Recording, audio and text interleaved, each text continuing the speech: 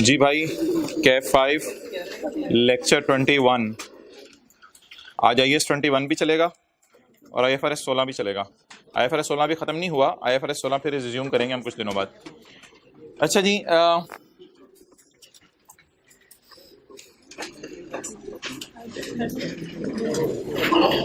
IDC की Lesi, IDC क्या होती है आज ज़रा ये देख लेते हैं और उसके बाद अगली बात करते हैं। ये बुक पे आपका पेज नंबर है पेज 38। पेज 38 के एंड पे आ जाएं, नोट्स कॉपी होके आ रहे हैं अभी। पेज 38 के एंड पे आ जाएं। पेज 38 के एंड पे ये डब्बा बना हुआ है बुक में और नोट्स आज के कॉपी होके आ रहे हैं, इसलिए वेट करें। Initial direct cost, white board पे देखें, कोई मसला नहीं। इनिशियल डायरेक्ट कॉस्ट की डेफिनेशन भी आज पढ़ेंगे and it's treatment in the books of Lesi. हालांकि कल हम पास पेपर के क्वेश्चन 14 में ट्रीटमेंट कर चुके हैं, कल पास पेपर के क्वेश्चन 14 में IDC की ट्रीटमेंट कर चुके हैं, लेकिन इसकी डेफिनेशन पढ़ लेते हैं। अच्छा जी, इनिशियल डायरेक्ट कॉस्ट क्या होती है? लीज को जब आप अरेंज कर रहे हो तो ऊपर के खर्चे।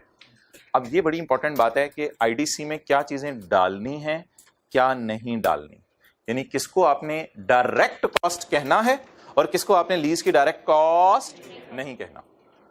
तो एक्स्ट्रा कॉस्ट यानी incremental cost of obtaining a lease जो ना होती अगर लीज ना होती, तो IDC की डेफिनेशन सादा सी बताएं, वो कॉस्ट जो ना होती अगर लीज।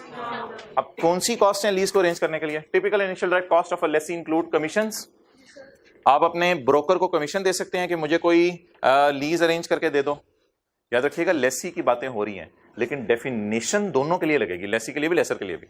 अच्छा जी, क्या क्या IDC में आता है? कमीशन, लीगल फीस, हुकूमत ने कोई पैसे वगैरह मांगे हैं या और कुछ, cost of negotiating lease terms, lease term negotiate करते हुए कोई भी आपका खर्चा आया, मिसाल के तौर पे कोई मीटिंग अरेंज हुई, उसमें खाना वाला खिलाया in conditions. Cost of arranging collateral, security arrange करने के लिए कोई खर्चा आया, मिसाल के तौर पे लेसी ने कहा कि यार मेरी फलां जमीन है, वो मैं गिरवी रखवा के ये मशीन लीज पे लेना चाहता हूं, तो आपने कहा चलो यार मशीन का विजिट करवा दो, तो 10,000 रुपये आने जाने का पेट्रोल ही लग गया मशीन का विजिट, वो जो लैंड का विजिट करने के लिए। Cost of arranging security.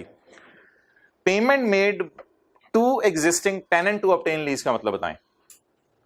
Lesi ने बैंक से कहा मुझे फलां जगह लीज पे दे दो, बैंक ने कहा यार फलां जगह तो लीज पे नहीं मिल सकती क्योंकि पहले से एक लेसी वहां है और वो जाने नहीं छोड़ा मेरी। तो ये जो नया लेसी था इसने कहा तू छड़। नया लेसी बंदे लेके गया, उसके पास पहले ही बंदे थे, तो नए लेसी ने कहा यार पैसे ले ले। उसने कहा हाँ ये बात समझ आ रही है। तो पेमेंट मेड टू पुराना लेसी, एग्जिस्टिंग टेनेंट क्या? पुराना lessee, to obtain the lease. कितना मजा आ रहा है, बुक नहीं है लिख नहीं पा रहे। अच्छा जी भाई ले लें, आपका फायदा ना, मुझे तो कोई फायदा नहीं। एनी इनिशियल डायरेक्ट, अच्छा आप ट्रीटमेंट पढ़ें, treatment in books of lessee. IDC are added to the amount recorded as an asset, और ऊपर लिखें ROU। ये मैं दोनों चीजें लिख देता हूं ताकि नोट्स आए तो आप लोग भी लिख लें। ROU और एग्जिस्टिंग टेनेंट से क्या मुराद है? पुराना लेसी। जी, पास पेपर के क्वेश्चन 14 में हमने क्या किया था बताएं? IDC लेसी के केस में, नॉर्मल लेसी के केस में डिस्कस की थी, और इसको एसेट राइट ऑफ यूज की कॉस्ट में क्या किया था? ऐड किया था। अब एक एग्जांपल कर लें IDC की। अ company entered into a lease agreement. अब इसमें ना एक बात आएगी, IDC में क्या चीज नहीं आती। A company entered into a lease agreement, legal adviser की फीस कितनी है? लीगल एडवाइजर की फीस, कमीशन समझ लें, लीगल फीस समझ लें, ये तो IDC है। और ओन मैनेजर ऑल्सो स्पेंड 15 दिन ऑन लीज, उसकी महीने की तनख्वाह कितनी है? ₹1,00,000। अब ₹1,00,000 अगर महीने की तनख्वाह है तो 15 दिन की तनख्वाह 50,000, तो बताएं 50,000 भी 30,000 में ऐड करेंगे या इग्नोर करेंगे? मोहतरम, जब भी सवाल खामोश हो तो हम एज्यूम करेंगे ये मैनेजर को कोई एक्स्ट्रा पैसे नहीं दिए जा रहे, ये उसकी वही तनख्वाह है, और अगर ये लीज ना भी होती तो भी ये खर्चा करना पड़ना था क्योंकि ये इंक्रीमेंटल कॉस्ट नहीं है। हाँ, अगर ₹1,00,000 की बजाय उसे संडे को बुलाया जाता और संडे को बुला के इस महीने 1,05,000 तनख्वाह दी जाती और 5,000 इसलिए दिया जाता कि उसने लीज अरेंज कराई है, फिर वो इंक्रीमेंटल कॉस्ट बन के ऐड हो सकती थी। लेकिन फिलहाल मैनेजर वाली कॉस्ट एक्स्ट्रा कॉस्ट नहीं है, ये आपने करनी ही करनी थी, इनका चाहे लीज अरेंज होती या ना होती, इसलिए इस 1,00,000 को सैलरी में ऐड नहीं करेंगे। IDC में ऐड नहीं करेंगे। What is IDC? 30,000। Manager salary is not IDC because he must be paid whether he arrange lease or not, चाहे वो लीज अरेंज करके लाए या लीज अरेंज किए बगैर आए, दोनों सूरतों में आपने उसको ये पेमेंट तो करनी ही करनी है। ओके भाई, ये इसी चला दें कोई थोड़ी देर के लिए, जरा है किसी के पास मोबाइल में? अच्छा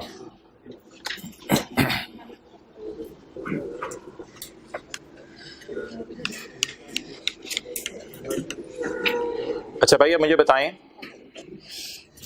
अगर मैं आपसे इनिशियल डायरेक्ट कॉस्ट की डिस्कशन शुरू करूं लेसी के केस में और किसके केस में? लेसर के केस में, तो ये किस तरह बनेगी? इस रो में इधर हो जाए, बैग आगे रख लें, टाइम पे आएगा। अच्छा जी, कल लेसी के केस में हमने क्या किया था जी? लेसी एक तो नॉर्मल होता है और एक शॉर्ट टर्म लीज और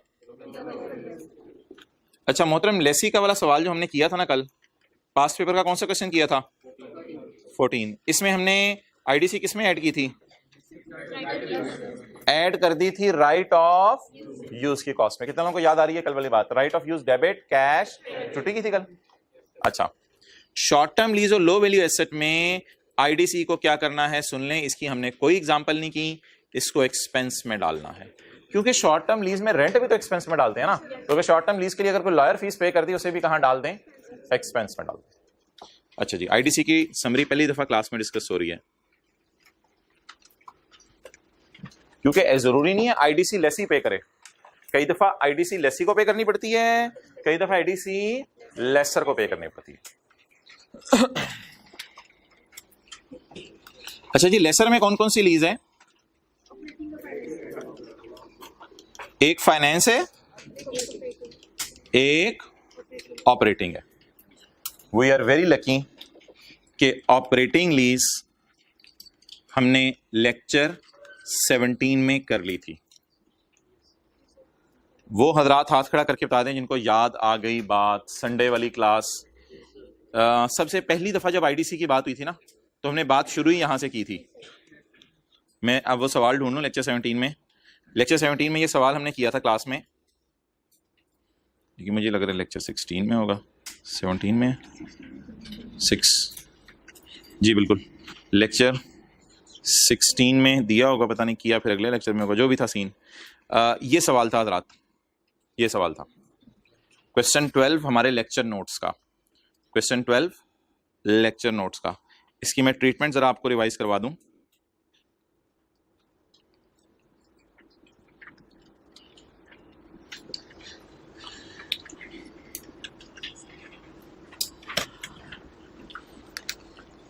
क्वेश्चन 12 था हमारे लेक्चर नोट्स का, IDC cost paid by lessor at start of lease 6000।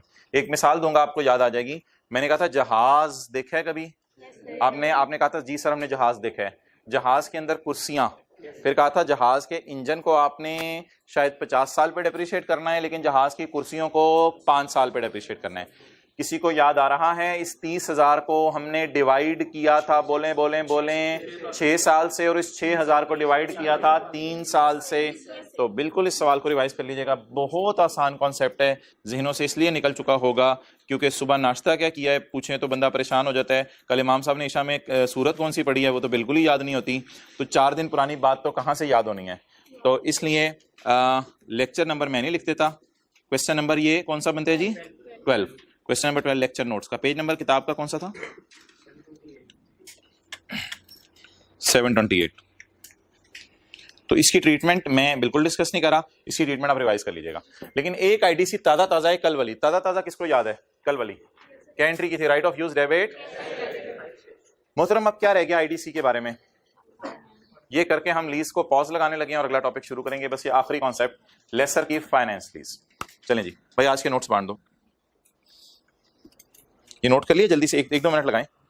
Initial direct cost की हेडिंग देकर रजिस्टर पे नोट कर लें। बुक आ गई है तो बुक के ऊपर ना सफा खाली होता है हर चैप्टर के शुरू में, या ये 16 पहला चैप्टर है वो तो छोड़ें, ऐसे ही डाला हुआ है IFRS 16।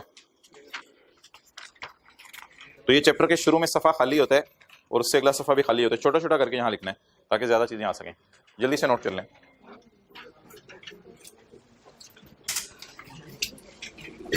ले लें जिनके पास किताब है वो भी आज के नोट्स लें।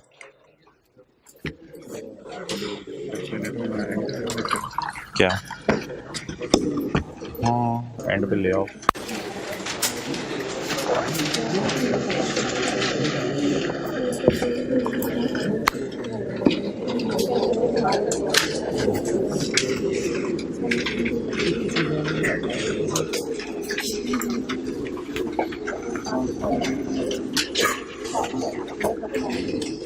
Okay, let's start finance lease में आईडीसी की डिस्कशन।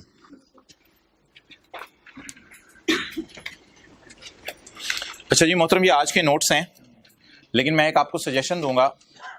ये जो मैंने आज के नोट्स में स्काई ब्लू से हाईलाइट किया हुआ है, फिजिकल में बैठे हुए बच्चे इसको ऐसे ब्रैकेट लगा लें ताकि याद रहे। तो अगर कभी कोई नया सवाल ऐड करने को मेरा किताब में दिल चाहता है तो मैंने ये सोचा है नया सवाल किताब में पूरा ऐड नहीं करेंगे, वो आपके लिए फिर मुश्किल हो जाता है, सवाल इधर उधर गायब हो जाते हैं।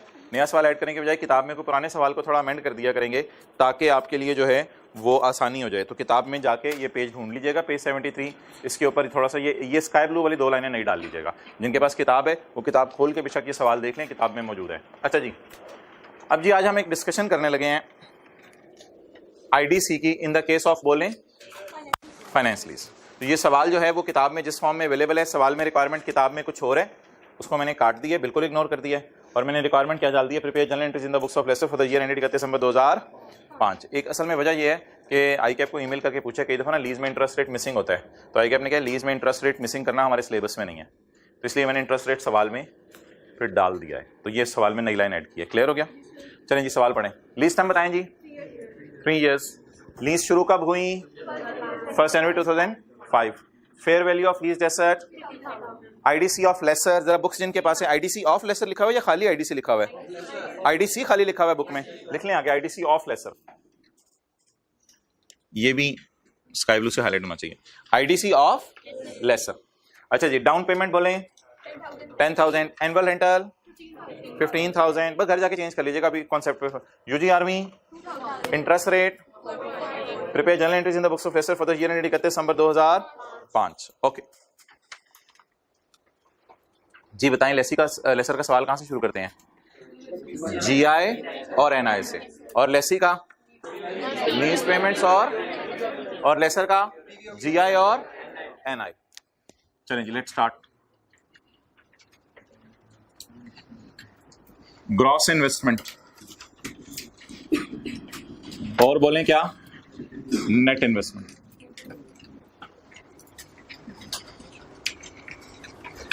भाई आप जरा ताकि आ जाओ, जरा जल्दी से जगह सेट कर लो। ग्रॉस इन्वेस्टमेंट क्या होती है जी? Lease payments plus UGR. आ जाए आप दोनों आगे भाई। लीज पेमेंट्स में क्या होता है? Down payment plus rental plus GRV plus UGRV. Okay, now my question is, इस सवाल में जल्दी से बता दें डाउन पेमेंट कितनी है जी? रेंटल 15,000 एरियर में, और रेजिडुअल वैल्यू क्या है? अनगारंटेड 2,000। डाउन पेमेंट 10,000, रेंटल बोलें जी 15,000 into number of years 3 plus 2,000।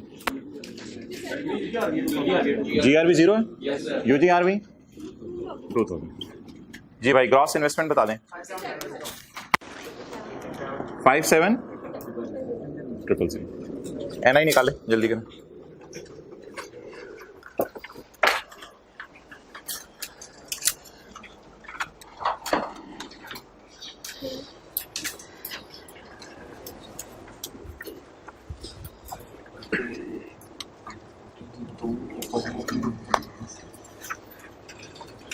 Camera इधर लाओ। ऑनलाइन वाले हजरात पॉज करके स्काई ब्लू वाली चीजें बुक पे ऐड कर लें पेज 73 पे, ताकि सवाल आपका एक दफा सही हो जाए। चलो आजो भाई इधर। एनआई जल्दी से बता दिया। नेट इन्वेस्टमेंट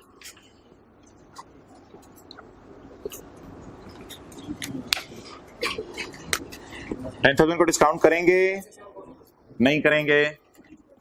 15,000 कितनी दफा डिस्काउंट करेंगे? 3 दफा। रेट 4.484 4.484%। 1 माइनस 1.00 जीरो नहीं होगा? बोले 1.044 रेज़ टू पावर माइनस 40% तो नहीं है, 4% है यार। देखो ना, जैसे 12% होता था तो हम लिखते थे 1.12, तो अब 4% है तो 1.04। क्लियर जी? Raise to power minus 3 divided by 0. जी आगे चलें, plus 2000 into 1.04484 raise to power minus 3। GRB UGRB तो हमेशा एंड पे प्लॉट होगी। जवाब बता दें क्या आया? 53,000।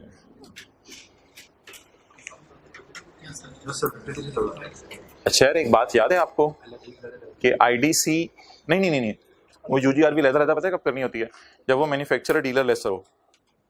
ये सिंपल लेसर है, अभी ब्लू मार्कर की जरूरत नहीं थी यूजीआरबी में। खैर है, कोई नहीं, आदत पड़ गई है, कोई मसला नहीं। यूजीआरबी बस कोई जरूरत नहीं है बिला करने की।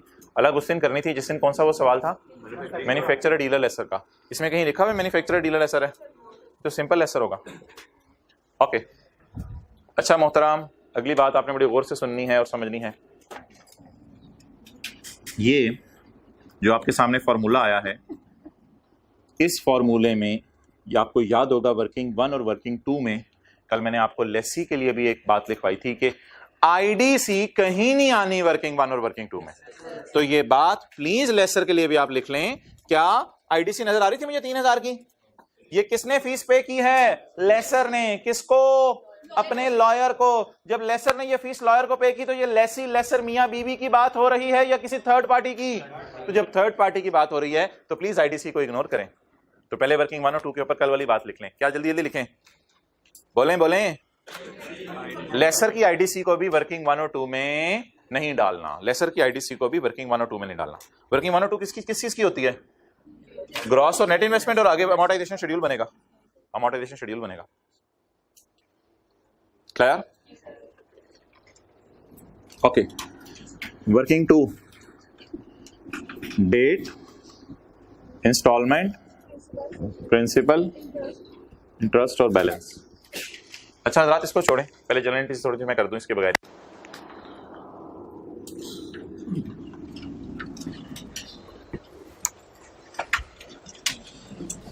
अच्छा, लेसर के जूते पहन के मुझे बताएं आउटफ्लोज क्या हैं और इनफ्लोज क्या हैं। नजर मारें सारी फिगर्स पे। आउटफ्लोज क्या हैं लेसर के लिए और इनफ्लोज क्या हैं? सही है?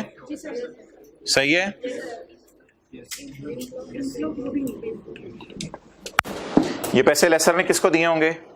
जिससे एसेट बाय किया होगा मार्केट में। इधर देखें एक मिनट, ये पैसे लेसर ने किसको दिए होंगे? जिससे लिया होगा। ये पैसे लेसर ने लॉयर को दिए होंगे, तो ये लेसर के लिए क्या है? आउटफ्लोज। और ये लेसर के लिए, ये लेसी से लेगा, ये भी लेसी से लेगा, और ये थर्ड पार्टी से in the end of lease लेगा। क्लियर? चलें, अब किसी को याद है लेसर की एंट्री क्या होती थी? पहले एसेट बाजार से खरीदेगा, फिर हमें लीज पे देगा। Asset debit, cash credit. अच्छा, एंट्रीज ना जहन में रखा करें क्या चल रहा है। इस वक्त लेसर की कौन सी लीज चल रही है? फाइनेंस लीज चल रही है। तो लेसर की फाइनेंस लीज चल रही है, मुझे कैसे पता चला कि ये फाइनेंस लीज है? हजरात, इसमें आप पीवी ऑफ को अगर फेयर वैल्यू से डिवाइड करेंगे तो आपका जवाब यस आ जाएगा। पीवी ऑफ एलपी को फेयर वैल्यू से डिवाइड करेंगे, आपका जवाब यस आ जाएगा। तो इस वजह से ये लीज क्या बन जाएगी? फाइनेंस। चलें छोड़ें, 5 टेस्ट मैं नहीं लगा रहा क्योंकि लाइफ नहीं गिवन। लीज टर्म को कर लें यार, इस टेस्ट को अप्लाई कर लें। 5 टेस्ट अप्लाई कर लें, 5 टेस्ट अप्लाई कर लें। अच्छा जी, कौन कौन से टेस्ट हैं? ओनरशिप ट्रांसफर होनी है तीसरे साल के एंड पे, कोई ऐसी बात लिखी हुई? नो। तीसरे साल के एंड पे कोई ऐसी बात लिखी हुई है कि मार्केट से कम पैसे देके बाजार से ये खरीद सकता है, इस लेसर से जाके ये खरीद सकता है, ऐसी कोई बात लिखी हुई? अच्छा, लीज टर्म को मेरा दिल चाह रहा है यूजफुल लाइफ से डिवाइड करूं, लेकिन यूजफुल लाइफ तो मुझे गिवन ही नहीं है। और चौथी बात, पीवी ऑफ एलपी को किससे डिवाइड करें? यहां यार थोड़ी सी बात सुन लें, पीवी ऑफ एलपी को, पीवी ऑफ एलपी को लेसर पीवी ऑफ एलपी को डिवाइड करते हैं, पीवी ऑफ यूजी आरवी को नहीं, क्योंकि लेसी से वो पैसे ले रहा होता है। चौथा टेस्ट बोले क्या था, पीवी ऑफ एलपी को डिवाइड करना है फेयर वैल्यू से। मुझे ये लग रहा है कि ये एलपी है, अगर ये एलपी है तो ये अब शायद जिन्होंने सब टोटल अलग अलग निकालने में उनको फायदा हो जाए टेस्ट के दौरान। अगर आप मुझे सब टोटल अलग अलग करवा देते हैं, सब टोटल अलग अलग करवा दें, सब टोटल अलग अलग करवा दें। ये क्या है, ये क्या है, पीवी ऑफ एलपी और ये पीवी ऑफ, प्लीज बोलो ना यार, यार तू क्या कर रहा है भाई, इधर उधर क्यों देख रहे, तू इधर देख। ये क्या आएगा, पीवी ऑफ एलपी, क्योंकि ये क्या है, ये क्या है, तो ये क्या आएगी। फॉर्मूले में क्या करना होता है, आज आपको ये बात पता चली, इससे पहले फोकस नहीं किया था ना, मैंने कराया था ना आपने सोचा था ऐसे। पीवी ऑफ एलपी को डिवाइड करना होता है फेयर वैल्यू से। जी बोलें, 5 1 2 4 7 5 1 2 4 7 प्लस 1 7 5 3, ग्रैंड टोटल किसको किससे डिवाइड करना है, पीवी ऑफ एलपी को फेयर वैल्यू से। पकड़े 5 1 2 4 7 PV of LP fair value से, फेयर वैल्यू से 50,000 और मल्टीप्लाई करें 100 से 103%। यानी कि लेसर ने को लेसी को इतना पागल बना लिया कि उससे भी ज्यादा पैसे ले रहे हैं। ठीक है मर्जी यार उसकी, हमें क्या, हमें से कोई कंसर्न नहीं। क्या जवाब 90% से ज्यादा आ रहा है, 100 से भी ज्यादा आ रहा है, तो बस साबित क्या हुआ, ये लीज क्या है, फाइनेंस। 102% के बारे में अब आपने सवाल नहीं पूछना कि 102% क्यों आ रहा है। दुनिया में लोग बहुत लोगों को पागल बना रहे हैं, आप इन बातों को छोड़ें। तो जवाब 90% ज्यादा आया या नहीं, तो इसका मतलब है जवाब क्या है चौथे सवाल का, यस। तो चौथा सवाल लिख के ABCDE लिखें जरा, ABCDE, और उसमें जो डी वाला सवाल है उसके आगे आप क्या लिखेंगे, यस। और डी वाले सवाल में क्या करें, डी वाले सवाल में लिखें 5 1 2 4 7 डिवाइडेड बाय फेयर वैल्यू कितनी, 50,000। जी क्लियर, जी सर। ओके अब आ जाओ भाई सवाल की तरफ। अच्छा जी, फाइनेंस लीज की एंट्रीज याद हो, लेसर बाजार से एसेट खरीदेगा जाके किस दिन, 1 जनवरी 2005। मैंने माना कि खरीदने की डेट नहीं दी हुई, लेकिन कॉन्सेप्ट देना इसलिए जो है वो मुझे लिखना जरूरी है कि लेसर ने बाजार से एसेट खरीदा। किसने खरीदा जी, 1 जनवरी 2005 को। बताएं जी एसेट कितने का खरीदा, एसेट डेबिट कितना, 50,000। अब हजरात जरा देखिएगा अगर आगे, ये लेसर का पहला आउटफ्लो है 50,000।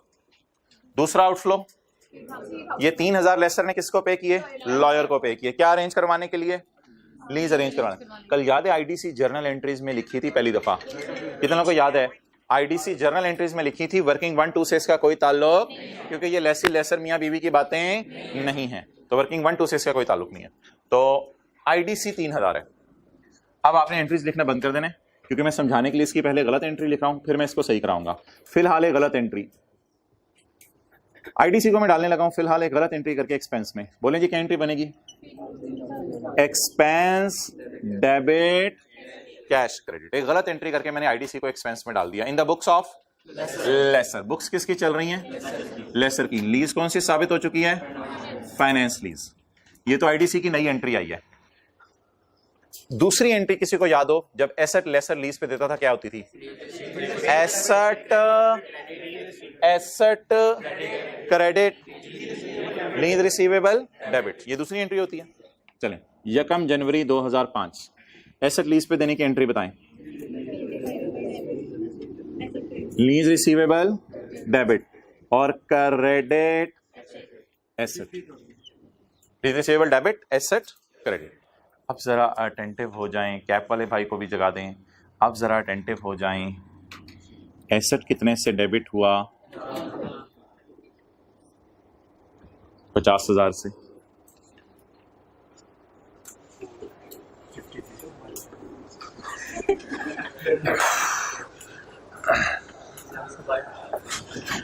लीज रिसीवेबल किससे डेबिट करते हैं, एनआई से। याद आ रहा है, एनआई से। एनआई कितनी है, आप लोगों ने पूछा था क्या कभी ऐसा होगा कि लीज रिसीवेबल और एसेट मैच ना करे, तो हो गया ऐसा।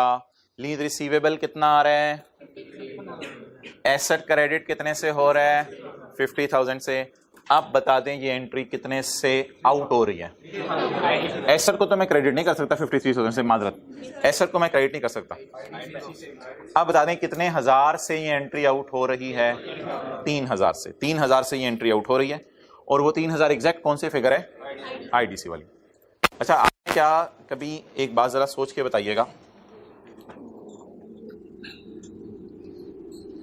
आपने दोस्तों के साथ बर्गर खाए और आपने एंट्री की, आपकी जेब में पैसे पड़े हुए थे, आपने एंट्री की एक्सपेंस डेबिट कैश क्रेडिट, 300 रुपये वाला कर लें, 30 रुपये वाला कर लें। अच्छा जी, तो एक्सपेंस डेबिट और कैश क्रेडिट। अब आपने जैसे ही बर्गर खाया, बर्गर खाते ही आपने ये एंट्री की एक्सपेंस डेबिट कैश क्रेडिट, आपकी जेब से कैश चला गया, आपने एक्सपेंस रिकॉर्ड कर दिया। एसेट तो कोई नहीं है ना, एसेट तो कोई नहीं, एक्सपेंस डेबिट कैश क्रेडिट। अब आपने अम्मी को फोन किया और अम्मी को फोन करके कहा अम्मी ये पैसे ना आपने मुझे दे देने हैं, प्लीज ये पैसे आपने मुझे दे देने हैं। अम्मी ने कहा दे दूंगी, दे दूंगी। आप बताएं क्या एंट्री करेंगे आप? अकाउंटेंट तो नहीं हायर करेंगे 10 रुपए देके, खुद सोच लेंगे। बोलें रिसीवेबल कैश दोबारा दे देंगे। बर्गर वाले ये कैश किसको देना है? बर्गर वाले को देना है, अम्मी को देना है। ये कैश भाई कह रहे हैं कैश क्रेडिट।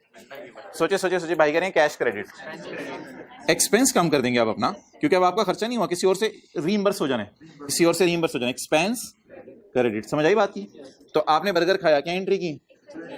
आपने समझा था पैसे डूब गए, लेकिन फिर आपने क्या कहा? आपने किसी को फोन किया, वालदा को फोन किया, वालदा को फोन करके ये पैसे मुझे आपसे चाहिए होंगे प्लीज। तो अब आप मुझे बताएं जब मिल जाएंगे पैसे तब क्या एंट्री होगी, उसको छोड़ें। लेकिन फिलहाल आपने मांगे हैं, तो उन्होंने कहा मैं दे दूंगी, और वालदा का आपने कहा मुझे पैसे चाहिए 30 रुपए, वालदा ने कहा ओके। तो ओके का मतलब है आप रिसीवेबल बुक करेंगे फिलहाल। तो रिसीवेबल डेबिट एक्सपेंस। अब ये खर्चा आपका है ही नहीं, जो खर्चा किसी और पे डाल दिया जाए, दोस्तों में भी आप ऐसे 2 नंबरी करते हैं, खर्चा दूसरे, जो खर्चा किसी और पे डाल दिया जाए वो खर्चा ही नहीं होता। दोस्त अब बिल दे दे चुप करके, आप भी चल यार दे दे, आप मोबाइल पे साइड पे चले जाते हैं कॉल सुनने, दोस्त बिल दे देता है। अब आप क्या कहते हैं मेरा खर्चा हुआ खाने पे। तो जो खर्चा किसी पे डाल दिया जाए उसे किधर बुक किया जाता है? ये तो खर्चा किसी और पे डाल गया ना, वालदा आपको पेमेंट करेंगी। अच्छा, सिमिलरली आपका क्या ख्याल है, लेसर इतना अच्छा होगा कि ये खर्चा खुद बर्दाश्त करेगा या लेसी पे डालने की कोशिश करेगा? लेसर ये खर्चा खुद बर्दाश्त करना पसंद करेगा या लेसी पे डालने की कोशिश करेगा? आप बता दें, लेसर ने लॉयर को फीस दी तो क्या एंट्री करेगा?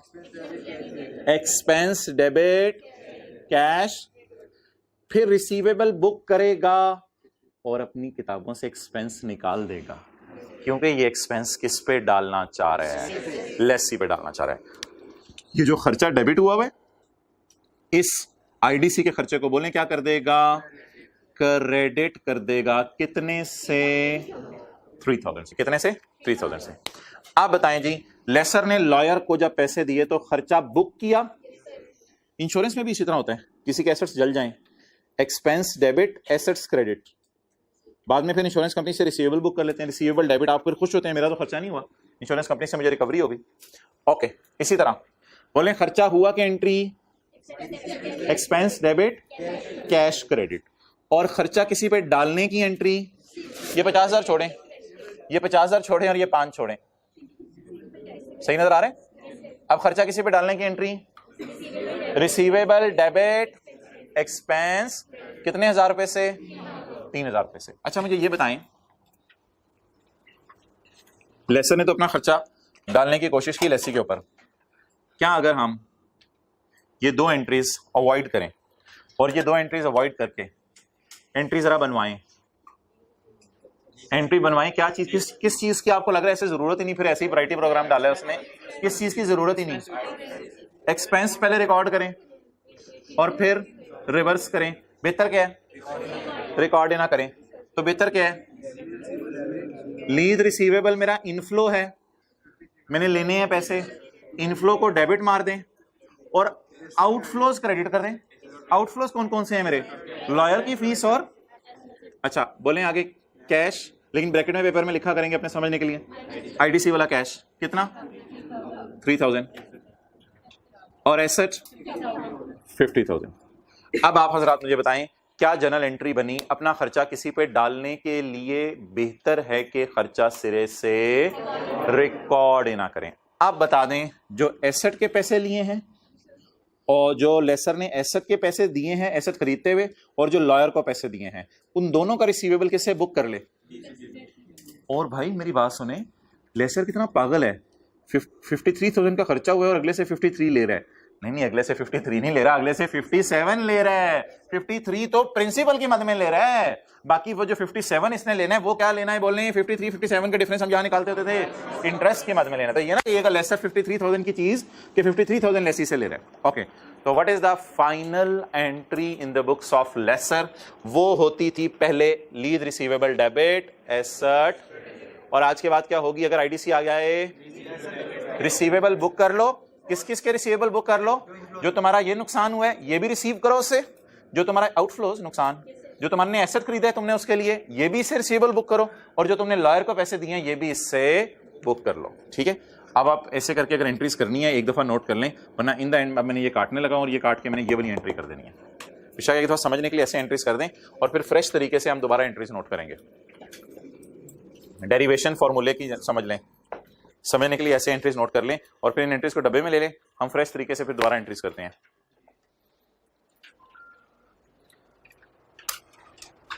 जी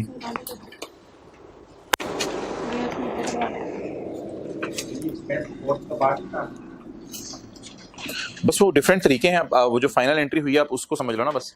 रिसीवेबल है 53,000, वो किस किस मद में है वो हमें वजह पता है।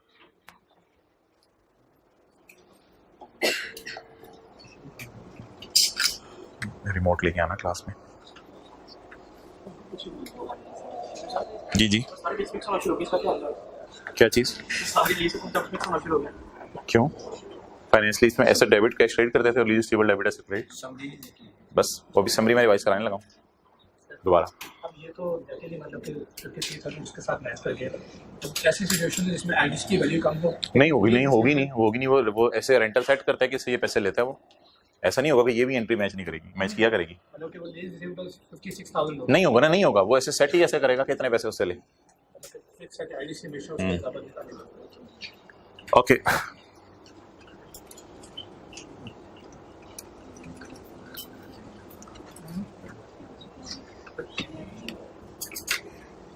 कर ली नोट?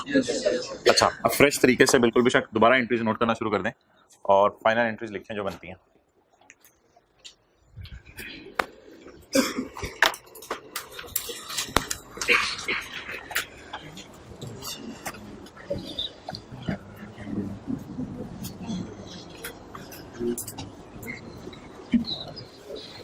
जी बताएं जी, यकम जनवरी 2005 को हम दूसरी एंट्री क्या करेंगे?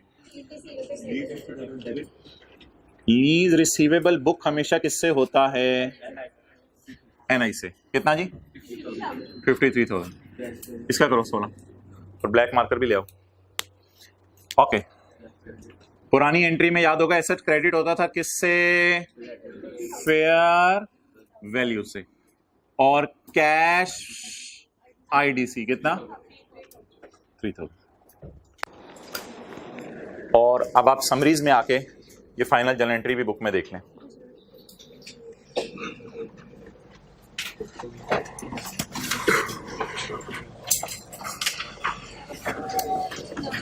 भाई उधर ही रखो कैमरा।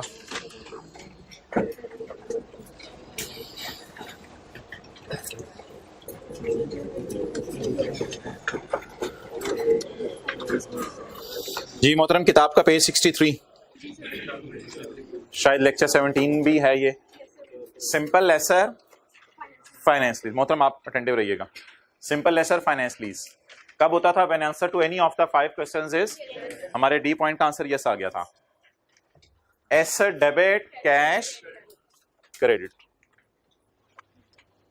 एसेट डेबिट, लेसर ने बाजार से एसेट खरीदा, एसेट क्रेडिट कर दिया फेयर वैल्यू से उसकी, और लॉयर को पैसे दे दिए। एसेट खरीदने का भी खर्चा हुआ, लॉयर को पेमेंट करने का भी खर्चा हुआ, और ये रिसीवेबल किससे बुक कर लिया? लेसी से। ठीक है। हाँ, इसमें कोई यूजीआरबी की भी प्रेजेंट वैल्यू होती है, वो सारे पैसे लेसी से नहीं लेने होते। अच्छा मुझे चले फाइनली बता दें, लीज रिसीवेबल किस पे बुक हुआ करेगा? नेट इन्वेस्टमेंट पे। एसेट किस पे क्रेडिट हुआ करेगा? फेयर वैल्यू पे। और आईडीसी को खर्चे के तौर पे रिकॉर्ड करेंगे या ऑटोमेटिकली रिसीवेबल में आ जाएगा? ऑटोमेटिकली रिसीवेबल में आ जाएगा। तो ये एंट्रीज है। उसके बाद तो लेसर की नॉर्मल एंट्रीज होती हैं, cash, debit, lease, receivable, credit, interest, income, credit. Okay जी, अगली एंट्री आप बता दें। 31/12/5 को नहीं, डाउन पेमेंट है। ये जनवरी 5 को डाउन पेमेंट की एंट्री करेंगे और 31/12/5 को वो जो आखिरी किराया आया उसकी एंट्री कर लेंगे। तो अमोर्टाइजेशन शेड्यूल इसके लिए बनाना पड़ेगा। अमोर्टाइजेशन शेड्यूल जी बताएं जी। 1 जनवरी 2005 हमेशा कहां से शुरू करने जी? एनआई से। बताएं। 53,000। 1 जनवरी 2005 डाउन पेमेंट 10,000। 31/12/5 रेंटल 15,000। बस आगे शेड्यूल बनाने की जरूरत नहीं। ये डाउन पेमेंट है तो ये सारा ही प्रिंसिपल होगा, इसमें इंटरेस्ट शामिल नहीं होगा। नेक्स्ट 1928 13072 29928। चलें जी। कैश डेबिट और लीज रिसीवेबल क्रेडिट कितने से?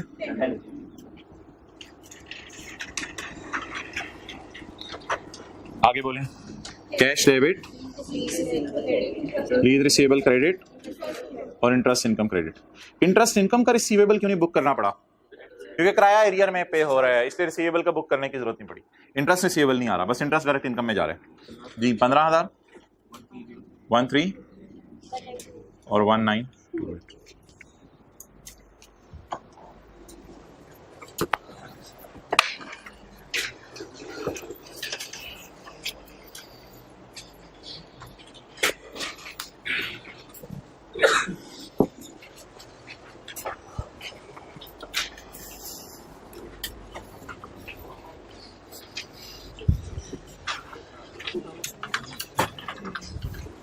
अच्छा मोहतरम, आप जरा नोट करें, ये क्रेडिट समझाने के लिए हमने 25 मिनट लगा दिए हैं और कोई नई चीज़ नहीं है, और कोई नई चीज़ नहीं है। तो वैसे कभी कभी मेरा दिल चाहता है कोई चीज़ें ऐसी हैं जो टीचर को पता है कि पेपर में बस लॉजिक के बगैर चल सकती हैं, तो टीचर वैसे ही बता दिया करे यार ये क्या है, यहाँ पे लिख दिया करो। लेकिन फिर बच्चे कहते हैं नहीं यार ये क्या बात हुई। तो 25 मिनट लगे हैं, इन द एंड हमें बस पता ये चला है ये। और 2 दिन बाद आपसे इसकी वजह पूछी जानी है तो वजह भी नहीं पता होनी है, मैं बता रहा हूँ आपको। 2 दिन बाद इसकी वजह पूछी होनी है तो आपको वजह भूली होनी है कि क्या पीछे हिकमत थी, किसने किस पे रिसीवेबल बुक किया। तो क्योंकि आपने कहना समरीज में ये पैटर्न था एंट्रीज का, तो मैंने तो याद कर लिया है बस। तो याद जरूर कर लें, याद बैठे बैठे ही कर लें। लीज रिसीवेबल किस पे बुक होने? एसेट किससे क्रेडिट होने? तो एंट्री आउट हो गई आईडीसी। ओके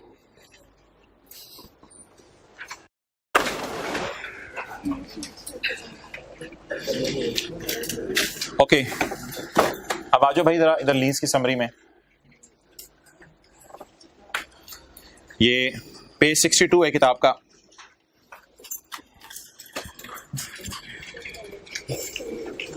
अब चीजों को अगर आप एक तरतीब से लेके चलें और घर में जाके आज 5-6 मिनट भी सिर्फ लगा दें तो ये सारी चीजें आपको समझ आ जाएंगी। लेसी जो हमारी पहली क्लासेस थी उसमें क्या करता था? Right of use debit, lease liability credit. Pass paper के क्वेश्चन 14 में तो लिख लिया करें, किताब तो है आपके पास। पास पेपर के क्वेश्चन 14 में हमने क्या एंट्री की थी? Right of use debit, cash, credit. IDC की एंट्री की थी इधर। तो लेसी के केस में आईडीसी की अलग एंट्रीज हैं, लेसर के केस में अलग है। ओके, ये एंट्री छोड़ें। अगली एंट्री लेसी क्या करता था? Interest debit, cash, credit. Deficient debit, accommodation, credit. अच्छा, लेसी की बैलेंस शीट में राइट ऑफ यूज जाके अंडे देता था P&L में डेप्रिसिएशन और लीज लायबिलिटी इंटरेस्ट एक्सपेंस, और कभी एडवांस का सवाल आता था तो इंटरेस्ट पेएबल भी आ जाता था। लेसी के नोट में रिकॉन्सिलिएशन नहीं आती। अच्छा, अब जरा देख के बताएं, लेसी की बैलेंस शीट में ROU भी आ रहा है, लीज लायबिलिटी भी आ रही है, तो कितने नोट बनेंगे? रटे रुटे ना मारा करें, बस एक सबका P&L बैलेंस शीट याद हो तो समझ लें सारी बातें आपको पता है। सबसे पहले सबके P&L बैलेंस शीट आपके फिंगर टिप्स पे होने चाहिए। आप बता दें ROU है तो फिर कौन सा नोट बनेगा, ROU जैसा नोट बनेगा, PP जैसा, और लीज लाइबिलिटी है तो मैच्योरिटी एनालिसिस। लेकिन इसमें रिकॉन्सिलिएशन नहीं बनती। लेसी का सवाल कहां से शुरू करना है, LP से और present value of lease payment. कल सवाल शुरू किया था LP से और PV ऑफ। अमोर्टाइजेशन शेड्यूल कहां से शुरू करना है, PV ऑफ LP से। अगर ओनरशिप ट्रांसफर होनी है तो ये फॉर्मूले तो कोई मसला नहीं, ये हो जाएंगे आपसे। अच्छा, अब अगला लेसी कौन सा है, शॉर्ट टर्म लीज। और इसमें मैं दाएं बाएं वाली बातें नहीं कर रहा, ये रेंट एक्सपेंस शो करेंगे, और अगर कभी कोई खर्चा पे नहीं हुआ तो प्रीपेड रेंट भी आ सकता है और पेएबल भी आ सकता है। आया कमाया या गया खर्च हुआ, लिख लें, गया खर्च हुआ। आया कमाया तो लेसर के केस में था ना, गए पैसे और खर्च हुए। इसमें आपकी एग्जांपल 8 बनती है, ये लिख लें एग्जांपल 8, वो बुक के अंदर से ही करवाई थी आपको। एग्जांपल 8 याद है, पहली एग्जांपल जिसमें शॉर्ट टर्म लीज भी थी, जनरेटर भी था, लो वैल्यू एसेट भी था। ये आपकी एग्जांपल 8 बनती है पेज 46 पे, पेज 46 पे एग्जांपल 8, जिसमें क्या पढ़ा था, शॉर्ट टर्म लीज और लो वैल्यू एसेट। ओके, आगे आ जाए जी। अच्छा, इसमें वर्किंग याद है, सिर्फ 2 कॉलम बनते थे, डेट और इंस्टॉलमेंट। शुक्र है यार, फाइनेंस लीज का सवाल तो सामने हुआ है। Finance lease, asset debit, lease receivable debit, asset credit, cash credit and so on. जो लेसर के फाइनेंस लीज के केस में क्या रिकॉर्ड होता है P&L में, क्योंकि इधर लीज रिसीवेबल पड़ा हुआ है तो ये पैदा करेगा जहां जाके सिर्फ इंटरेस्ट। एसेट पड़ा नहीं हुआ तो डेप्रिसिएशन आएगी नहीं। आप बता दें इस बुनियाद पे बैलेंस शीट देख के बता दें सिर्फ नोट कौन सा बनेगा, PPE का नोट भी बनेगा या सिर्फ मैच्योरिटी एनालिसिस। लेकिन उसमें एक चीज ज्यादा आएगी, रिकॉन्सिलिएशन। लेसर सवाल शुरू कहां से करते हैं, इधर अबू बकर, GI और अमोर्टाइजेशन शेड्यूल कहां से शुरू करते हैं, NI से। और ये फॉर्मूलाज हैं, फॉर्मूलाज की। फिर क्या रह गया जी, सिंपल लेसर। जिसने ये सवाल करवाया था संडे की क्लास में, एक एंट्री आपको बताई थी, asset debit cash credit, asset debit cash credit IDC में लिख लें, आया कमाया, आया कमाया। और यहां लिखें एसेट डेबिट कैश क्रेडिट में क्वेश्चन 12 पेज नंबर 728, यहां लिखें क्वेश्चन 12 पेज 728। ओके, अच्छा, IDC के बारे में आपने परेशान नहीं होना, सिर्फ एक IDC ऐसी है जो हमने 3-4 दिन पहले पढ़ी है, वरना अल्लाह का शुक्र है एक IDC कल पढ़ी थी लेसी की और एक लेसर की आज पढ़ी है। आगे चलें जी। ऑपरेटिंग लीज में बैलेंस शीट में क्या शो करना होता है, शुरू वाली क्लास में याद है, कीप एसेट इन बुक्स। अगर एसेट है तो इधर क्या आएगी, और अगर रेंट रिसीवेबल है या अनअर्न्ड रेंटल है तो इधर। अब नोट बना दें, कौन से बनेंगे नोट, बैलेंस शीट देख के बताया करें नोट कौन से बनेंगे। PPE है तो इसका भी नोट बनेगा, और रेंट रिसीवेबल या अनअर्न्ड रेंटल है तो मैच्योरिटी एनालिसिस बनता था, लेकिन इसमें रिकॉन्सिलिएशन नहीं आती। वर्किंग्स इसमें सिर्फ 2 होती हैं, डेट का कॉलम डलता है सॉरी, और इंस्टॉलमेंट का कॉलम डलता है, प्रिंसिपल इंटरेस्ट और बैलेंस का कॉलम नहीं डलता। यार ये आज जो मैं आपको पहली दफा दिखा रहा हूं भाई, इधर देख, ओ भाई मैन्युफैक्चरर डीलर लेसर, कौन सी लीज, हाँ मैन्युफैक्चरर डीलर ऑपरेटिंग लीज भी करता है। ये भी किसी दिन आपको एक सवाल में कभी दूंगा टेस्ट में, manufacturer dealer lessor operating lease भी करता है, कोई मसला नहीं। ऑपरेटिंग लीज पता ना, डेट इंस्टॉलमेंट का कॉलम डाल जाता है, वो कोई फर्क नहीं। तो मैन्युफैक्चरर डीलर लेसर, इसके तो हमने 2 सवाल किए, पार्ट्स वाला किया था, ट्रैक्टर वाला पता नहीं दूसरा कौन सा, शालीमार ट्रैक्टर वाला। तो पास पेपर क्वेश्चन 8 और 9, पास पेपर क्वेश्चन 8 और 9। एप्पल बी वाला तो प्रैक्टिस के सवालों में था ना। ओके, इसमें मैंने कहा था पहली एंट्री ना किया करें, ये बला याद है, cost minus PV of UGRV sale. और मुंह खुला का खुला,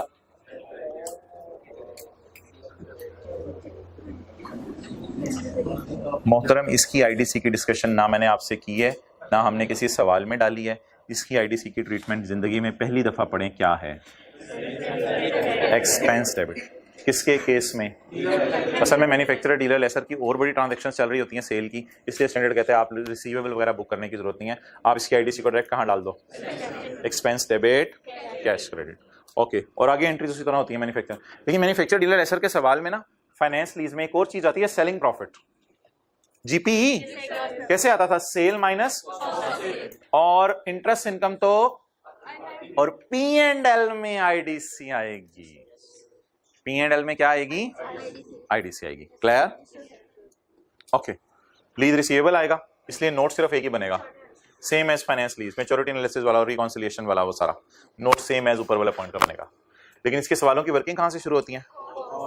कॉस्ट, फेयर वैल्यू, जीआई और एनआई, क्योंकि इसमें कॉस्ट फेयर वैल्यू अलग अलग दी होती है। और अमोर्टाइजेशन शेड्यूल कहां से स्टार्ट होगा? और फॉर्मूलाज उसी तरह चलेंगे।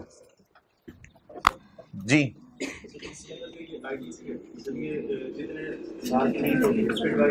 नहीं, आईडीसी फौरन पहले साल एक्सपेंस में डालेंगे। लेक्चर 17 के नोट्स निकालने, बुक नहीं है तो फर्स्ट ईयर में आप एक्सपेंस में डाल देंगे। फर्स्ट ईयर फुली एक्सपेंस, कोई डेप्रिशिएट वगैरह का चक्कर नहीं है, पहले साल फुली एक्सपेंस में डाल देंगे IDC in the case of manufacturer और डीलर लेसर। ओके, एक सफा बना रहे थे आप, एक जी अच्छा भाई, इसको ऊपर ऊपर कर दो, ऊपर कर दो, पहले जरा ऊपर करो। अच्छा जी मोहतरम, हाँ जी, नहीं कई ऑप्शंस अवेलेबल हैं, जिस तरह थी उसी तरह हमने करना है, बस पहले में से कर रहे हैं। ओके अच्छा यार, ये टेबल पूरा कर लें आप। फाइनेंस लीज वाला आज हमने सवाल किया है, कौन सा वाला सवाल है ये? क्वेश्चन नंबर 26, किस पेज पे है? 73। क्या रह गया? क्या रह गया? एक्सेलेंट, मैन्युफैक्चरर और डीलर लेसर, वो अलग से हम नोट में डाल लेते हैं। नोट, मैन्युफैक्चरर या डीलर लेसर आईडीसी को फाइनेंस लीज के केस में कहां डालेगा? बोले, फिर ऑपरेटिंग लीज फिर कभी देख लेंगे। फाइनेंस लीज के केस में कहां डालेगा जी? बोले बोले बोले, पी एंड एल में। किस नाम से? सेलिंग एक्सपेंस के, सेलिंग एक्सपेंस के नाम से। तो it is all about IDC. आज मैंने आईडीसी में पीएचडी कर लिया, घर जाके ये बताना है, आज मैंने आईडीसी में पीएचडी कर लिया।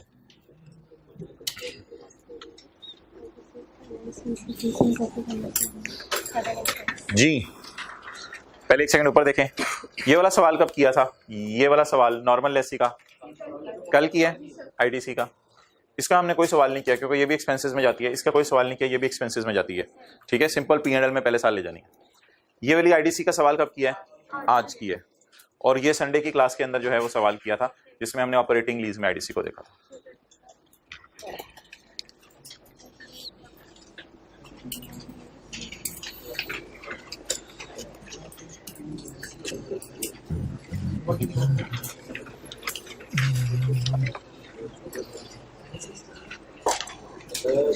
जी मोहतरम,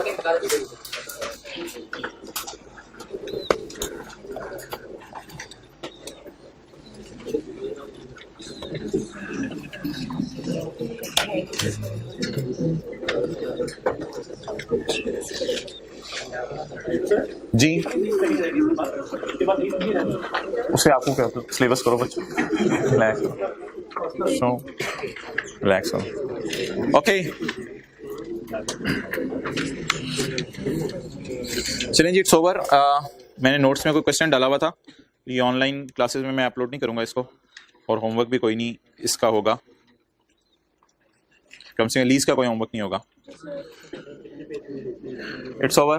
अच्छा, अब मैंने कल सबसे ये सुनना है कि लेसी की बैलेंस शीट में क्या आएगा, और lessee short term lease low value asset की बैलेंस शीट में क्या आएगा, लेसर फाइनेंस लीज की बैलेंस शीट में क्या आएगा, और लेसर ऑपरेटिंग लीज की बैलेंस शीट में क्या आएगा, और मैन्युफैक्चरर डीलर लेसर की बैलेंस शीट में क्या आएगा। इन सफ़ों पे नजर मारिएगा, इसलिए कोई होमवर्क नहीं आज आपका।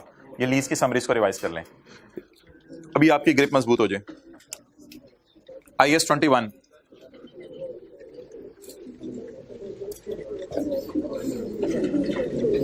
IS 21 में किताब का निकालें सबसे पहले जी, पेज 381।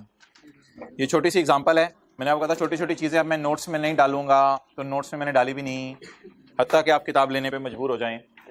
तो ये कौन सा पेज है जी? Page 381। We are going to start IS 21। इस सवाल का जवाब बता दें जी, कैलकुलेटर पकड़ें, इस सवाल का जवाब बता दें। क्या जवाब आया? 480। अच्छा जी,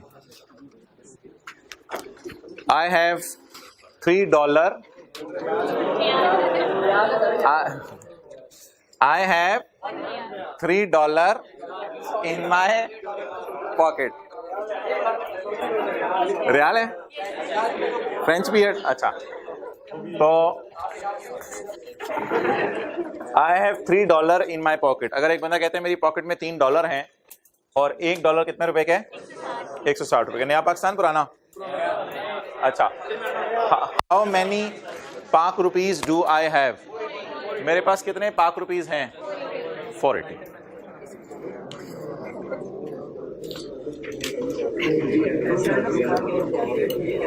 चलें जी,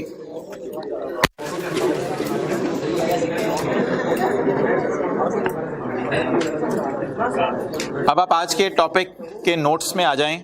किताब का पेज 757 निकाल लें, इस पे प्लीज किताब यूज करें, बस ऊपर कर दो यार, कोई खड़े होके। चलो, से नहीं हो रहा।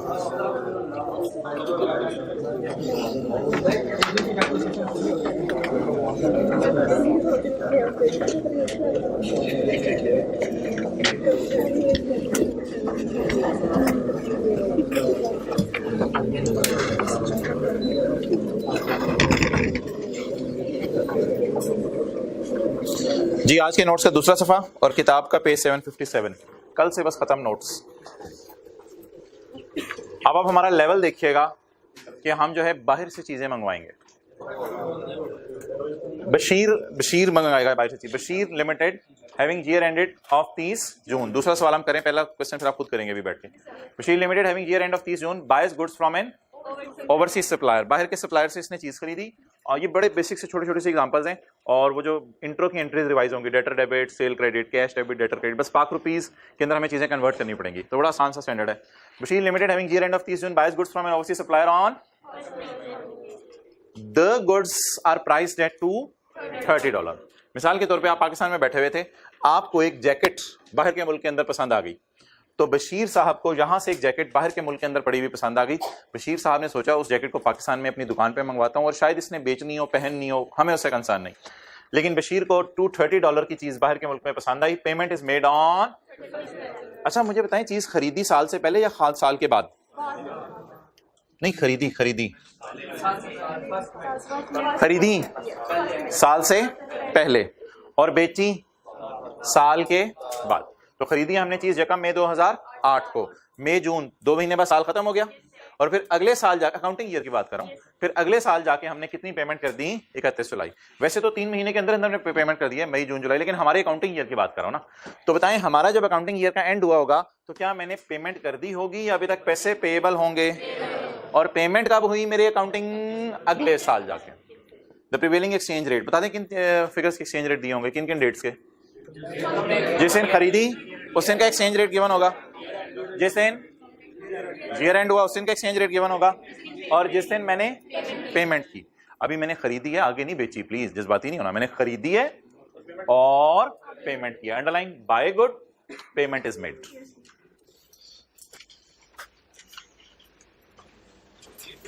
चलें जी, बाय गुड्स की जनरल एंट्री इंट्रो में बता दें। इंट्रो वाले बच्चे को बुलाएं, इन्वेंट्री डेबिट कर लें। इन्वेंट्री डेबिट या purchase debit? Inventory debit, cash तो नहीं ना, जज्बाती ना होना। Inventory debit, creditor credit. Payment की एंट्री बता दें। चलें जी, ये दोनों एंट्रीज नोट करें व्हाइट बोर्ड पे, फिर करना शुरू करते हैं एंट्रीज। यहां पे नोट कर लेना हिंट के लिए।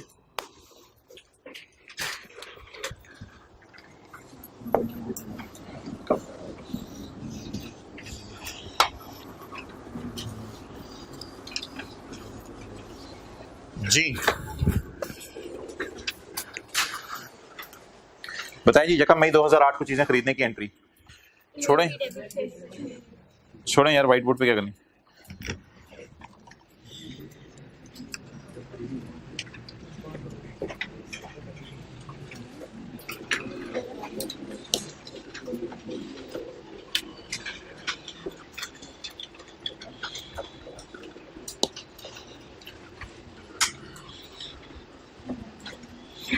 जी यकम मई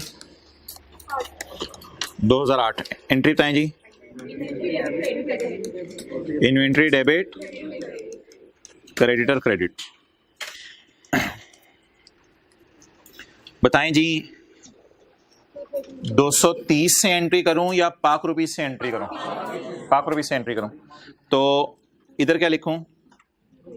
$230। $230 की मैंने खरीदी है तो मेरे ख्याल से 50-60 रुपए देने होंगे। $230 की खरीदी है तो मेरे ख्याल से फिर पाकिस्तान में 50-60 रुपए पाकिस्तान में। $230 की खरीदी है तो $1 कितने पाक रुपीज के है? 125 का।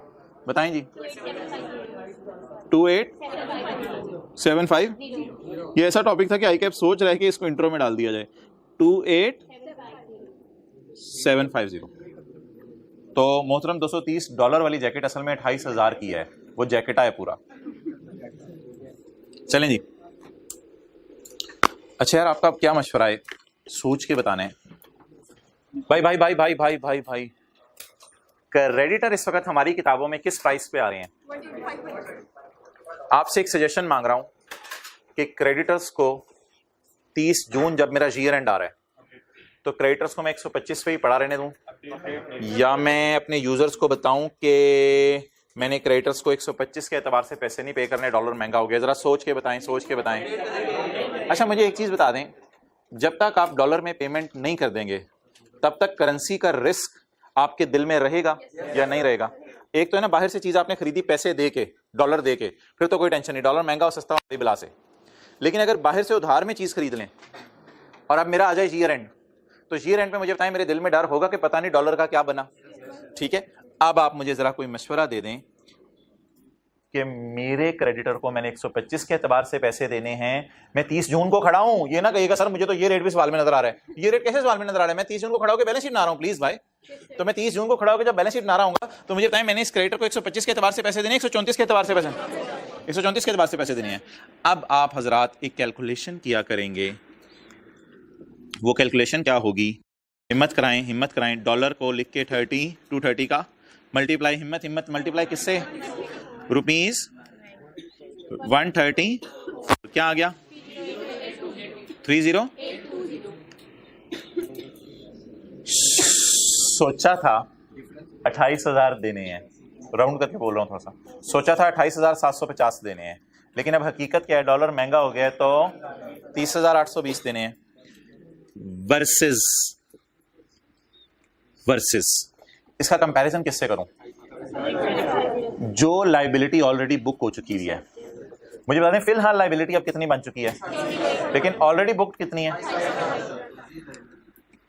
28,750। तो 28,750 पे लाइबिलिटी जो है,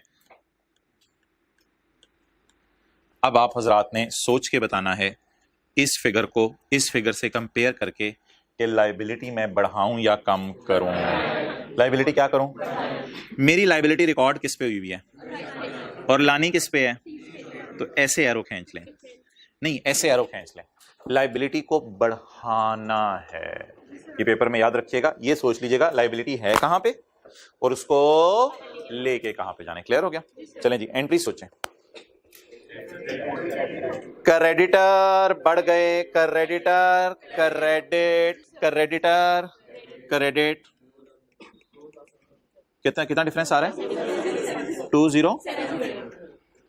डेबिट क्या करूं? नहीं यार इन्वेंट्री की प्राइस नहीं दोबारा बढ़ा सकते। इन्वेंट्री को ना एक दफा रिकॉर्ड कर दिया, बस इसको छोड़ दें।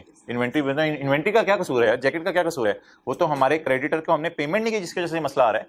इन्वेंट्री की प्राइस पे तो फर्क नहीं जाएगा। इस पे एक्सपेंस में डाल दें, बस एक्सपेंस में डाल दें।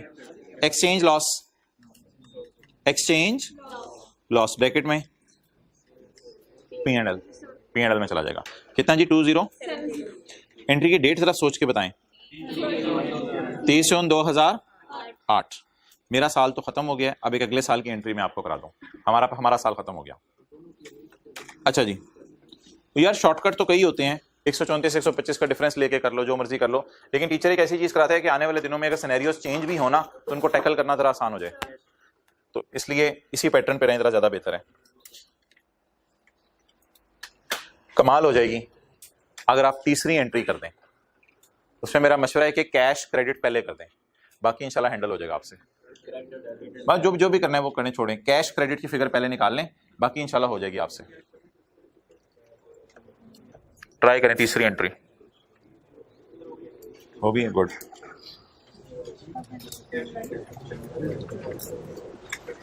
अच्छा वैसे जब आप पेमेंट करने गए हैं उस बंदे को, तो अब इस वक्त डॉलर कितने का हो गया है? 131 का।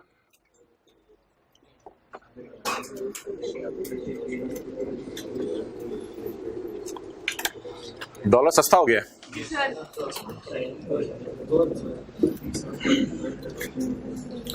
जी हजरात, अगली एंट्री बताएं किस तारीख को बनेगी? 31 जुलाई 2008। जिससे मैंने ऑपरेटिंग लीज में आपको बताया था ना, कैश की एंट्री पहले कर दिया करें। ऐसी मेरी सजेशन है, यहाँ कैश की एंट्री जब पेमेंट हो रही हो तो पहले कर दिया करें, इससे काम संभालना आसान हो जाएगा। कैश, लेकिन इधर ब्रैकेट यूज करूंगा, नीचे नहीं, कैश जहां सामने ब्रैकेट यूज करूंगा। कितने डॉलर भेजने हैं जी? 230 इंटू ₹131 जी 30।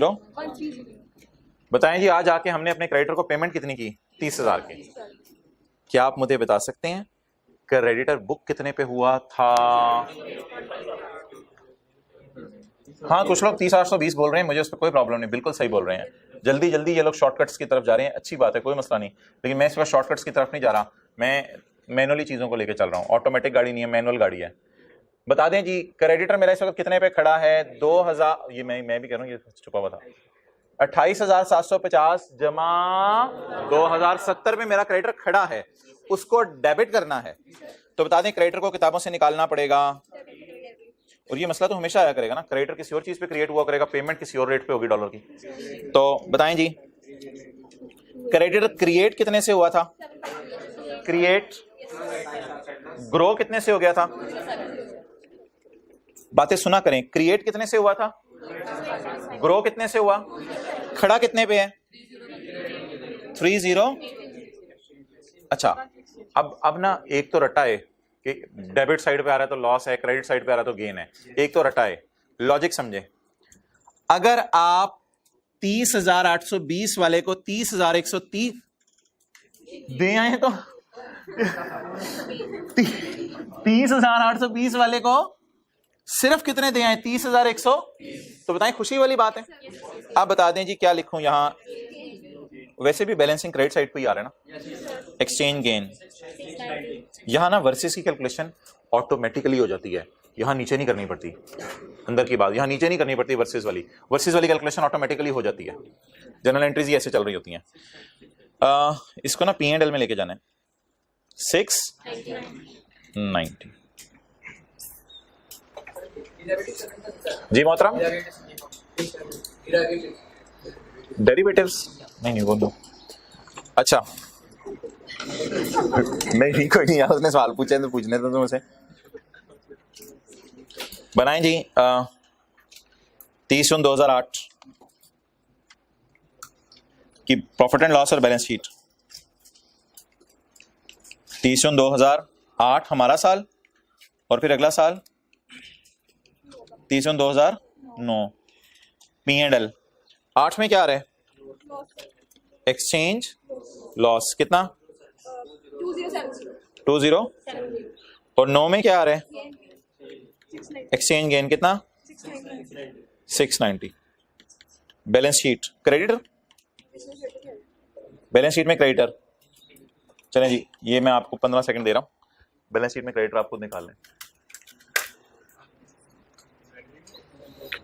हाँ इन्वेंट्री भी आएगी, वो मैं शो कर देता हूँ, ठीक है। इन्वेंट्री में ना समय मैं बहस नहीं करना चाह रहा, पता नहीं अगले साल बिक गई हो, क्या स्टोरी हो, तो फिलहाल जो मेरी काम की चीज़ है उस पर मैं डिस्कशन कर रहा हूँ। इन्वेंट्री आएगी, सही कह रहे हो आप।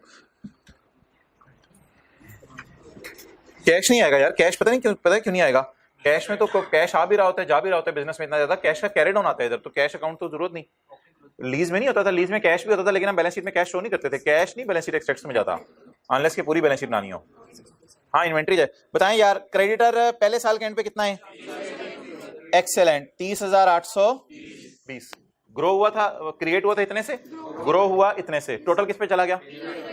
और अगले साल तो क्रेडिटर किताबों में होगा ही नहीं, क्योंकि 30/9/2009 के साल में उसको हमने क्या कर दी है, पेमेंट कर दिया। क्लियर? 30,820 नहीं समझ आ रहा या जीरो? ये दोनों अच्छा जी। P&L में जी हमें नुकसान कितना हुआ 2008 में?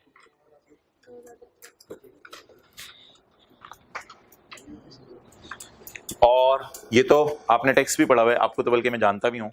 31 जुलाई 2008, ये तो 2009 का साल शुरू हो चुका है, 1 जुलाई 8 से, तो 30/2009 के साल में गेन आ गया 690। और जी मोहतरम, इन्वेंट्री तो सुन नहीं रहा था। इन्वेंट्री के ऊपर अगली बहस फिर ये शुरू हो जानी है कि इन्वेंट्री अगले साल पड़ी हुई है या बिक गई है, तो फिर अगले साल आप क्या करेंगे। तो वो सवाल साइलेंट है इस बारे में, फिलहाल मैं सिर्फ रेलिवेंट एक्सट्रैक्ट्स बना के दे रहा हूँ आपको। वरना इन्वेंट्री आप पहले साल शो करनी है कर दो, लेकिन मुझे नहीं पता इन्वेंट्री उसके पास पड़ी हुई है या बिक गई है। लेकिन क्रेडिटर के बारे में मुझे पता है कि इस साल के एंड पे पड़ा हुआ है और अगले साल इसको मैंने क्या करना है, पे करना है। भाई आपको समझ आ गया बैलेंस शीट एक्सट्रैक्ट्स? ओके, अब आप 60 सेकेंड्स लें और क्वेश्चन 1 की जर्नल एंट्रीज कर दें। 60 सेकंड से ज्यादा ना लीजिएगा, क्वेश्चन 1 की जर्नल एंट्रीज कर दें।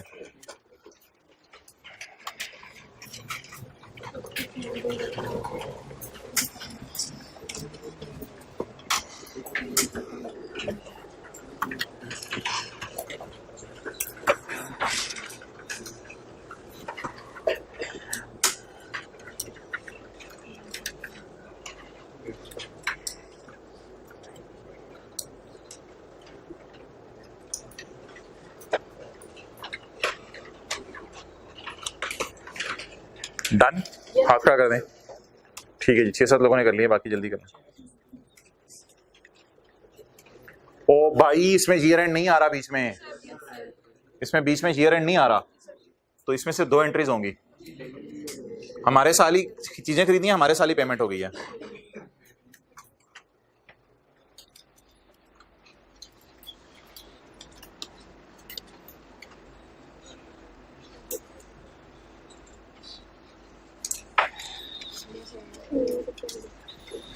चलें जी, क्वेश्चन 1।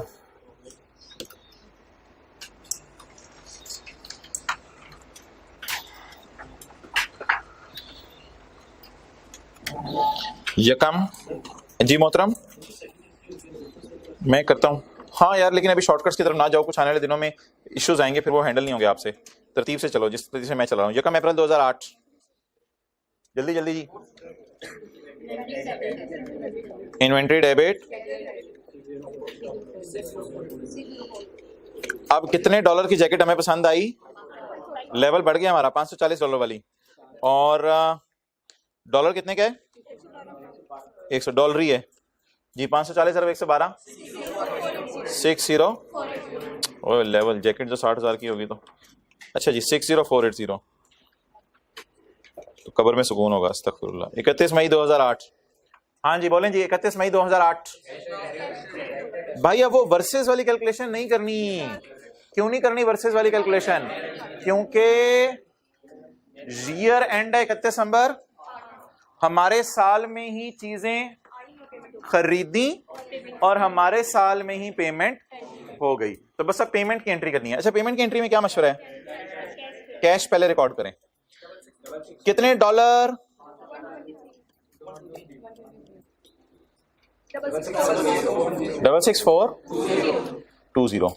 ये 66420 भी सुन ले क्या होते हैं भाईजान। असल में जब आएगी ना पेमेंट की डेट, तो आपकी जेब में पैसे होंगे। आपकी जेब में क्या होंगे? आपकी जेब में पैसे होंगे, पाकिस्तानी रुपीज होंगे। जब पेमेंट की बारी आएगी, आपकी जेब में क्या होंगे? पाकिस्तानी रुपीज होंगे। आप बाजार जाएंगे, बाजार जाके आप कितने डॉलर खरीदेंगे? 540। तो आपको जेब से कितने देने पड़ेंगे दुकानदार को? 66,420। जब आप दुकानदार को 66,420 देंगे तो आपको कितने डॉलर दे देगा? आप $500 लिफाफे में बंद करके बाहर के मुल्क डिस्पैच करा देंगे। तो आपको $540 चाहिए थे। इसके लिए आप बताएं आपकी जेब से कितने पैसे जाएंगे? मोहतरम, आपने यही एंट्री की थी कैश के आगे। ओके, अब बता दें जी कितनी पेमेंट हुई? 66,000। लेकिन क्रेडिट कितने पे खड़ा है?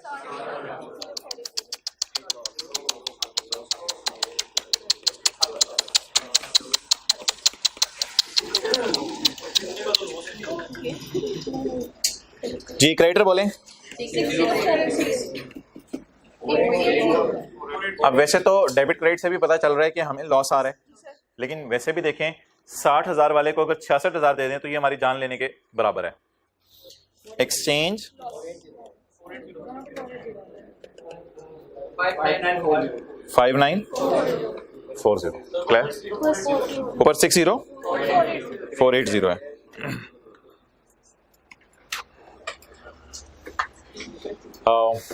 आपको शायद हमारा हमने जैसा पहले एक्सप्लेन किया था, हम अपना करना था वो मतलब एक्सचेंज ऑफ अदर रिकॉर्ड करने हैं डिटेल। वो कैसे अलग रिकॉर्ड करें? वो तो तब रिकॉर्ड, वे तू किधर गया है?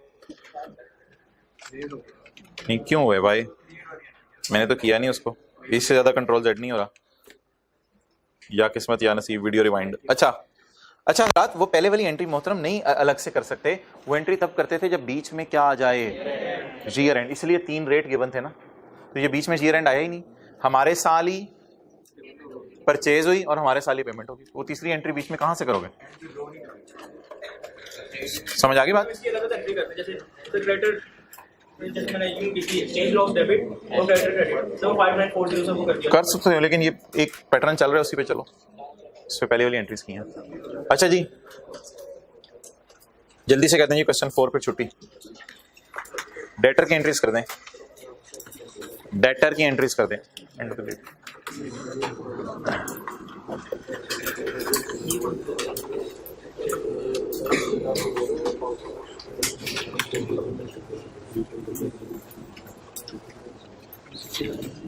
डेटर डेबिट सेल क्रेडिट पहली एंट्री करें। क्वेश्चन 4 5 अभी मैं नोट से मिटा दूंगा, ये कल करेंगे, अपलोड नहीं करूंगा मैं 5। आज का होमवर्क सिर्फ लीज की समरी रिवाइज करना है, और अगर कल वाला डिफरेंट अकाउंटिंग ईयर एंड वाला सवाल आपका रहता है तो वो जरूर कर लीजिएगा। प्रैक्टिस का क्वेश्चन नंबर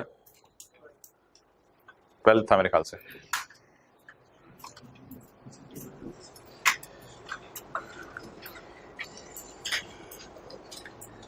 दो मिनट से ज्यादा ना लें।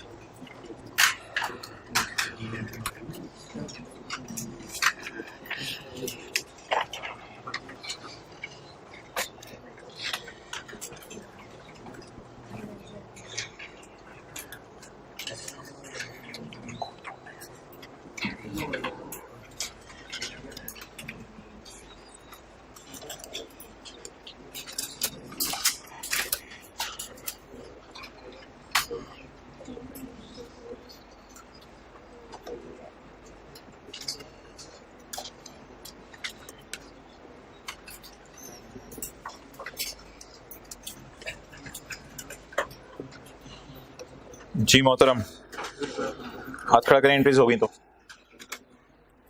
ग्लासेस वाले भाई आपने कर ली? नहीं की? कर ही नहीं रहे क्या? इधर उधर देख रहे हो?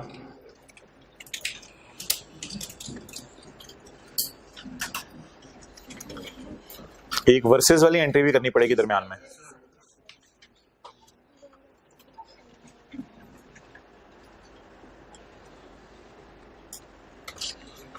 जी 15 दिसंबर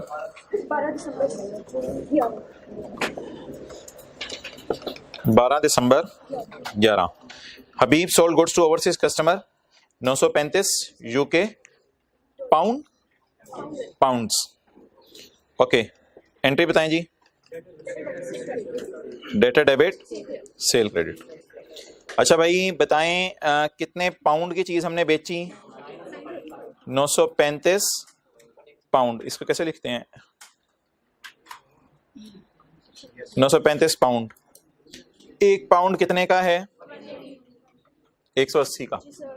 जी 168300। आगे चलें जी। यार ईयर एंड आ गया बीच में हमारा, क्योंकि ईयर एंड हमारे 31 दिसंबर 11 है, पेमेंट अगले साल हो रही है। पेमेंट नहीं बल्कि रिसीट। अब हम डेटर से पैसे लेने हैं ना। बताएं जी 31 दिसंबर 11 को। अच्छा अब मुझे ये बता दें कि डेटर से इंशाल्लाह मुझे उसी एतबार से पैसे आएंगे जो सोचा था, या पाउंड का रेट बदल गया है? पाउंड का रेट बदल गया है। अब एक कैलकुलेशन यार नीचे करनी है आपने यहां पे, उसमें आपने क्या करना है जैसे पहले की थी मैंने, 935 ज़रब 170 जी 1590। ये पैसे आ गए हैं या आने हैं? अच्छा अब मुझे बता दें कितने पैसे आने हैं, लेकिन सोचा क्या था कितने आने हैं? 168,300। अब आप मुझे बता दें मैंने 158,950 पे लाना है अपने डेटर को। डेटर मेरा खड़ा कितने पे है? एरो खींचें। जिस डेटर से मुझे अब जाने नहीं है, अब आने हैं, जिस डेटर से मुझे 168 आने थे, अब मेरा ख्याल है उससे सिर्फ मैं तो हम से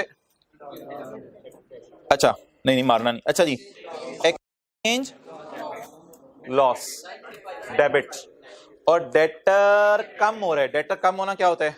क्रेडिट। एक्सचेंज लॉस डेबिट कितने से? 9350। ओके और यार इन द एंड पैसे आए कितने? 184। अब बता दें जी डेटर से पैसे आने की एंट्री, अगर किसी को याद हो, 15 जून 12 कैश डेबिट डेटर क्रेडिट। पहले किसे रिकॉर्ड करूं? कैश को। 935 इंटू ये पैसे मुझे बाहर के मुल्क से आएंगे, कितने हो गए? 2040। लेकिन मेरा डेटर कितने पे खड़ा है? भाई आप जरा गौर से फोकस करें, डेटर कितने पे खड़ा है? डेटर क्रिएट कितने पे किया था? डेटर रिवर्स कितने से हुआ? 16800 माइनस क्या जवाब आ गया? 195।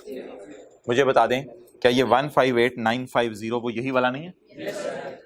अब मुझे बता दें गेन आ रहे लॉस आ रहे? 158 वाला डेटर कितने दे गया? ओए 158 वाला कितने दे गया? Exchange gain 090। ठीक है जी, लीज की समरीज आपका होमवर्क है। कल इसी को इंशाल्लाह रिवाइज करेंगे इस एंट्री को दोबारा।